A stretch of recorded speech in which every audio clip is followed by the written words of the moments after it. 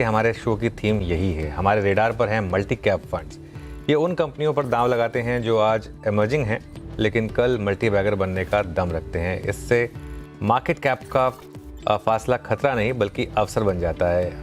इस टॉपिक पर बात करने के लिए हमारे साथ हैं एक्सिस एएमसी के नितिन अरोड़ा। बता दें हम आपको कि Nitin axis multi cap fund, axis value fund, axis mid cap fund, axis India manufacturing fund संभालते हैं और इन 4 फंड्स का AUM करीब 43,000 करोड़ का है। नितिन जी, सीएनबीसी आवाज़ के साथ जुड़ने के लिए बहुत बहुत शुक्रिया।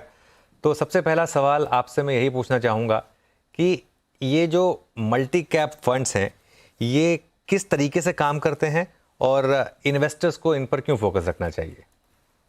Thank you Anuj ji. I think multi cap जो फंड है वो बहुत ही डाइवर्सिफाइड अक्रॉस मार्केट कैप्स में इन्वेस्ट करता है, क्योंकि हमने देखा है past almost 15 years 20 years history में इंडिया में कि बहुत सारी ऐसी कंपनीज हैं जिन्होंने अलग अलग जगह निवेश किया, चाहे वो मैन्युफैक्चरिंग हुई, चाहे वो कंजम्पशन हुई, चाहे वो एक्सपोर्ट्स हुई। ये 3 मेन थीम है जो हमें लगता है कि मल्टी कैप में काफ़ी अपॉर्चुनिटीज क्रिएट करती हैं। हर एक कंपनी का हर एक साइकिल जिस तरीके से होता है हर एक सेक्टर का, उसमें वैल्यूएशन वेरी करता है, उसमें मार्केट अपॉर्चुनिटी साइज वेरी करता है। और मल्टी कैप एक ऐसी स्कीम है जहां पे ये अपॉर्चुनिटी मिलती है फंड मैनेजर को भी और निवेशकों को भी कि किस तरीके से अलग अलग मार्केट कैप में, अलग अलग सेक्टर्स में, जैसे मैंने बात की मैन्युफैक्चरिंग में, कंजम्पशन में, एक्सपोर्ट्स में, वहां पे क्या क्या ग्रोथ अपॉर्चुनिटीज है, क्या क्या रिस्क रिवॉर्ड एनालिसिस है। आई थिंक वो एक बहुत ही डाइवर्सिफाइड अपॉर्चुनिटी मिलती है इन्वेस्टर को और निवेशक को कि लॉन्ग टर्म व्यू से वहां पे अल्फा जनरेशन जो ऑलरेडी हिस्ट्री में करके दिखाया है मल्टी कैप स्कीम ने।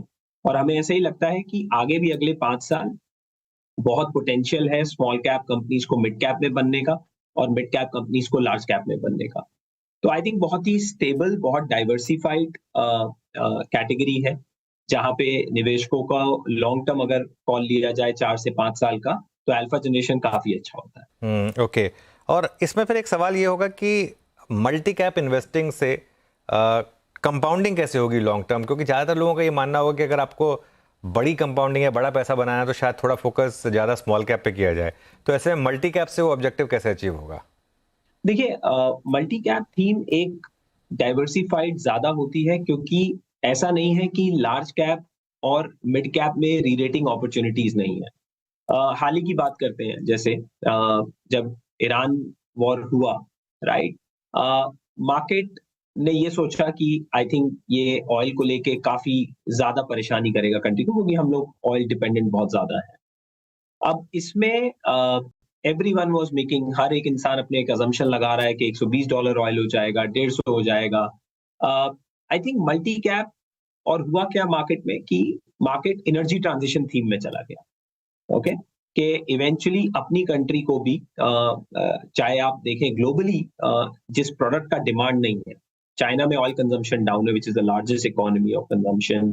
कोरिया का 40% LNG हमसे ज्यादा आता है, और मुझसे उसके बाद भी उनके मैन्युफैक्चरिंग में हिट नहीं हुआ, विच टेल्स यू, जो आपको बताता है कि किस तरीके से एनर्जी ट्रांजिशन में मार्केट चला गया, कि एनर्जी प्लेस जहां पे गवर्नमेंट फोकस करेगा, ईवी जहां पे गवर्नमेंट फोकस करेगा। ये सब जो रिलेटिंग अपॉर्चुनिटीज होती हैं, ये सब बहुत ही डाइवर्सिफाइड वे में खेली जा सकती है, एंड यही सब अपॉर्चुनिटीज अक्रॉस मिड, स्मॉल और लार्ज कैप में ऑफर करती है।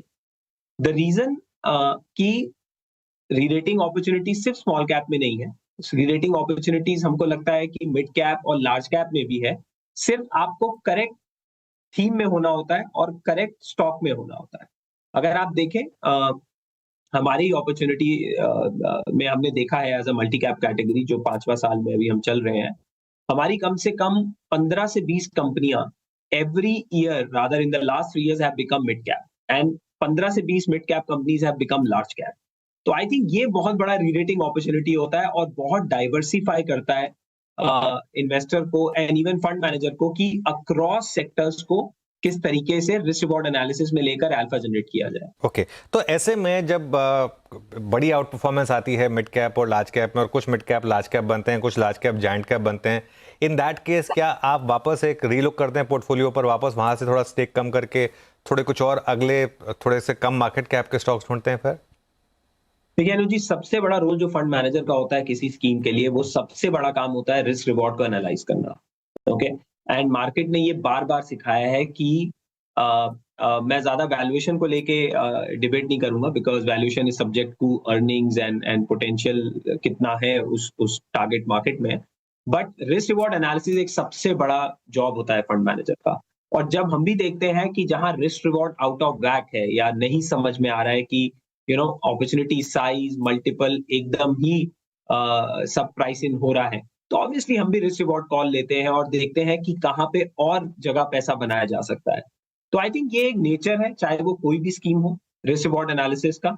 लेकिन जो बड़ी थीम्स होती हैं, जो बड़ी अपॉर्चुनिटीज होती हैं, वहां पे क्या होता है कि वैल्यूएशन पहले उसको कैप्चर करता है, फिर अर्निंग्स फॉलो होती है। बट यही देखा गया है, जब ये एनर्जी ट्रांजिशन थीम 3 साल पहले भी मार्केट बहुत डिसबिलीफ में था, और जब हमारा वॉर स्टार्ट हुआ, ईरान वॉर, उसके बाद भी मार्केट वाज वेरी पेसिमिस्टिक कि ऑयल पे कैसे कॉल लेना है। But I think slowly steadily people understood, लोगों को लगा कि ये एनर्जी ट्रांजिशन थीम जो है वो बहुत स्ट्रांग रहेगी, एंड दैट्स व्हाई आप देखें स्टॉक जो अच्छा कर रहे हैं वो और महंगे होते गए। हम्म। बट ये एक बहुत लाजमी बात है, बहुत जरूरी है कि हमें रिस्क रिवॉर्ड को बहुत कायदे से, बहुत तरीके से एनालाइज करना पड़ता है कि अर्निंग्स कहाँ पे ज्यादा पोटेंशियल है और कहाँ पे मल्टीपल एकदम डिप्रेस्ड है। तो वो multi cap as a category में आपको ज्यादा अपॉर्चुनिटी मिलती है फंड मैनेजर को कि उसका वेट ज्यादा बढ़ाया जाए और ज्यादा डाइवर्सिफाई किया जाए फंड को। अच्छा, अभी करीब 2-2.5 साल पहले हमने एक विचित्र फिनोमेना देखा था इंडियन मार्केट में, जहां मिड कैप, स्मॉल कैप और माइक्रो कैप के वैल्यूएशंस उल्टा हो गए थे। मतलब एक नॉर्मली का जो इस तरीके से होता है वो उल्टा हो गया था।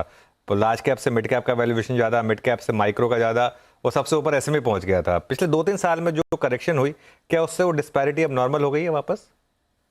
आई थिंक अगर आप देखें लास्ट 2 साल के अर्निंग्स ग्रोथ, और रादर इवन दिस क्वार्टर जो गए हैं लास्ट 2 क्वार्टर्स, स्मॉल और मिड कैप कंपनीज ने 15 से 20% अर्निंग ग्रोथ दी है। ओके, और ऑब्वियसली एक बियॉन्ड अ पॉइंट, जैसे आपने बोला, बिल्कुल ठीक बात है, 3 साल पहले एकदम सब सिचुएशन आउट ऑफ बैक जा रही थी, बिकॉज इंडिया में इनफ्लो भी बहुत ज्यादा है। ओके, एंड सब निवेशकों को ये लग रहा था कि F eyes will also turn positive, F eyes आएंगे, लेकिन उसका एक अलग प्रॉब्लम है कि हमारा किस तरह से रुपी डेप्रिशिएट हो रहा है, जो एफ आईज को इतना ल्यूक्रेटिव नहीं लगता है इस समय। लेकिन हमें लगता है कि मिड स्मॉल में अभी भी बहुत सारे ऐसे आइडिएशंस हैं जहां पे अर्निंग्स ग्रोथ बहुत स्ट्रांग है। ऐसा हमारा मानना है कि मिड स्मॉल के जो प्रमोटर्स भी हैं, and the kind of innovation जो वो लोग कर रहे हैं, जो R&D स्पेंड पे पैसा खर्चा हो रहा है, एंड इसमें एक बहुत बड़ी चीज हुई है, जो गवर्नमेंट ने अपना कैपिटल एक्सपेंडिचर को किसी भी साल में आके नहीं काटा, वो एक बहुत बड़ा टेलविंड है इन सब कंपनीज का। तो हमने देखा है कि चाहे वो मिड हो, स्मॉल हो, या थोड़ा माइक्रो कैप कंपनीज हो, अगर अपॉर्चुनिटी साइज क्रिएट हो रही है, तो हम लोगों ने देखा है ये प्रमोटर्स और इवन जो प्रोफेशनल्स हैं मिड स्मॉल कैप कंपनीज के, उस अपॉर्चुनिटीज को ज्यादा जोर से और ज्यादा रिस्क टेकिंग एबिलिटी से कर रहे हैं कंप्लीट। लार्ज कैप में आई थिंक ग्रोथ ज्यादातर कंपाउंड कर रही हैं, लेकिन हमने ऐसा भी देखा है बहुत सारी लार्ज कैप कंपनीज हैं जो मार्केट शेयर काफी बढ़ा रही है, एंड आई थिंक इसीलिए मैंने ये बात पहले भी बोली कि मार्केट में सही स्टॉक और सही सेक्टर में रहना बहुत जरूरी है इस समय। सही स्टॉक और सही सेक्टर में रहना बहुत ज़रूरी है। भारत की ग्रोथ स्टोरी क्या ब्रॉड बेस्ड है? आपको लगता है mid cap, small cap, large cap, across the board आगे पैसा बनेगा? देखिए, हमारा ऐसा मानना है कि अगर मैं भारत की 3 स्टोरियों को तोड़ूं, तो सबसे पहले अगर बात करें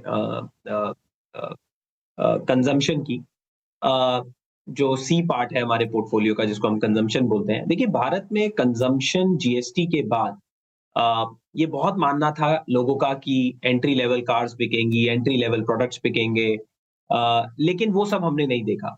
ओके, क्योंकि जीएसटी हमारे हिसाब से कट इनकम इंक्रीज करना नहीं है किसी का, ये सेविंग हुई, और अदर प्रोडक्ट प्राइस चीपर हुए जो अच्छे प्रोडक्ट थे, और हमने देखा कस्टमर ने आके अपने आप को अपग्रेड किया। ओके, और ये चीज हम ऑलरेडी 5 साल से देख रहे हैं, जिसको हम प्रीमियमाइजेशन थीम कह रहे थे। और हुआ क्या, जैसे मैं आपको एक छोटा सा एग्जांपल दूं, ऑटो में 55% एसयूवी शेयर था, वो पोस्ट जीएसटी 66 हो गया। तो हमारा ये मानना है कंजम्पशन में, प्रीमियम कंजम्पशन में अभी भी काफी स्कोप है, और वहां पे वही सब agile companies I think should be a part of the portfolio जहां पे मार्केट शेयर गेन हो सके।